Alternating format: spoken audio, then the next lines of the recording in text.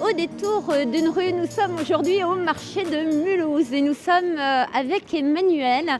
Alors aujourd'hui, c'est Emmanuel, mulhousienne, qui va nous faire découvrir ce fabuleux marché de Noël. Alors Emmanuel va nous emmener dans ses préférences, ses petits lieux où elle a ses habitudes et elle va nous remplir de joie et elle va nous faire goûter des choses. Isabelle, j'ai envie de te faire découvrir ici. Ici, on est chez David. C'est une boucherie très réputée sur Mulhouse et j'aime particulièrement y venir à l'heure de l'apéro. Pourquoi ?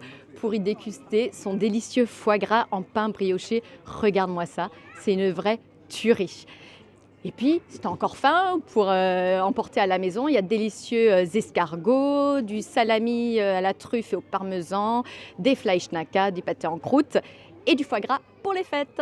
Alors j'aime poursuivre chez Bim Hans, un des plus anciens stands du marché de Noël de Mulhouse, selon les dires de madame, mais je la crois volontiers.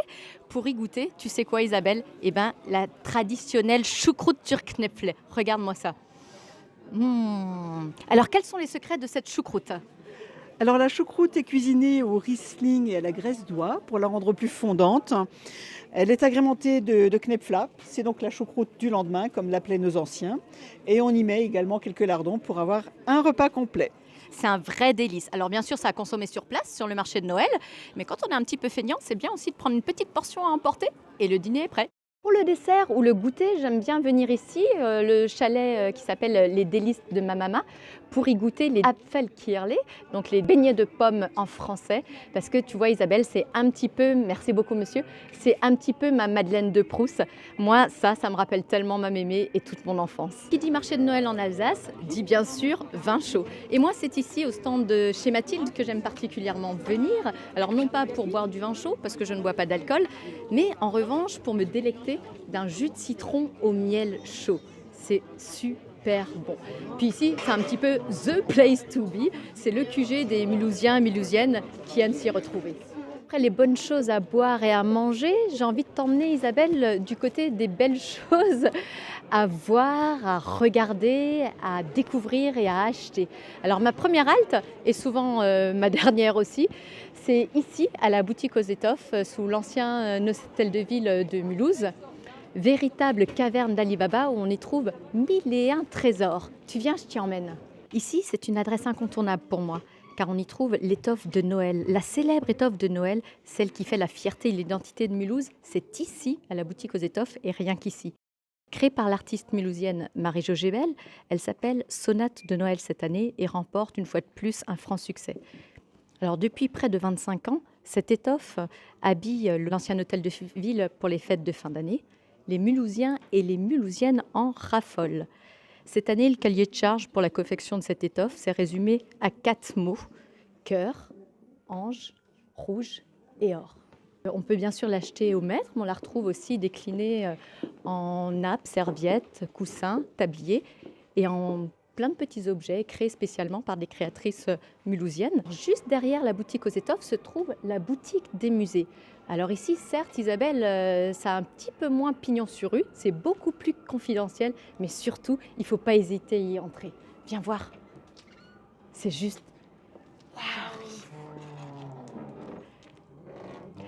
Alors ici sont représentés un petit peu l'ensemble des musées du territoire, à savoir la Cité du Train, la Cité de l'Automobile, le musée d'impression sur étoffe, le musée du papier peint, l'écomusée, la Grange à Bécane, peut-être que j'en oublie très certainement.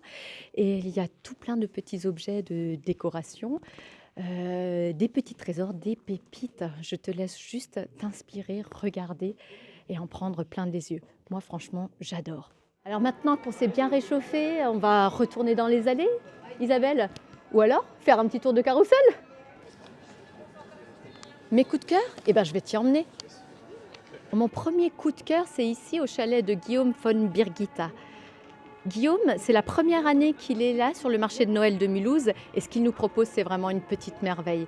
Regarde, c'est que de la poterie, de la céramique, des tasses, des vases, des théières, des coupes à fruits. C'est juste magnifique.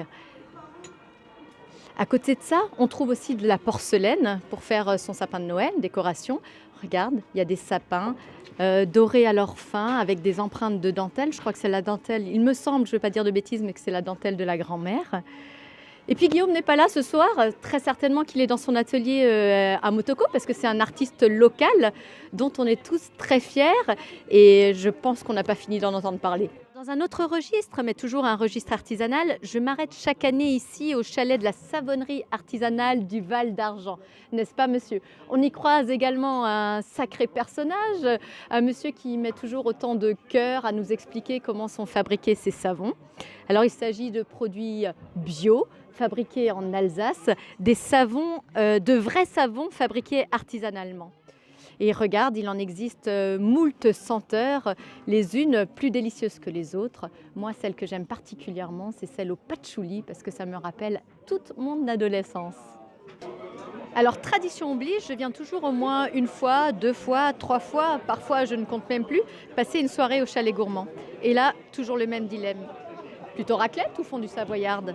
Huître ou saumon? C'est toujours plein de monde ici, il y a toujours une sacrée bonne ambiance, une ambiance que l'on ne regrette jamais, qui fait des souvenirs que l'on n'oublie jamais. Bon, faut dire que l'équipe et le patron savent vraiment y faire. Emmanuel, je te remercie de ce fabuleux petit tour au marché de Mulhouse.